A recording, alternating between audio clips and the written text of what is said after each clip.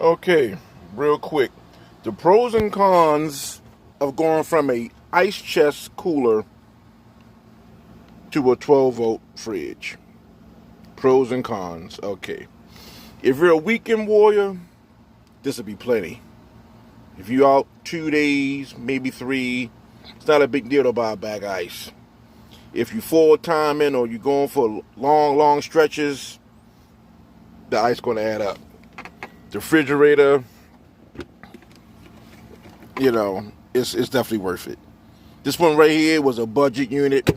I might have spent $189 for this unit, but man, keeps my meats. If I put ice in there to make cocktails, my ice a hole, it's worth it. I'm gonna give an in-depth, discussion on how much power it takes and so forth. Tune in. Coming up real soon.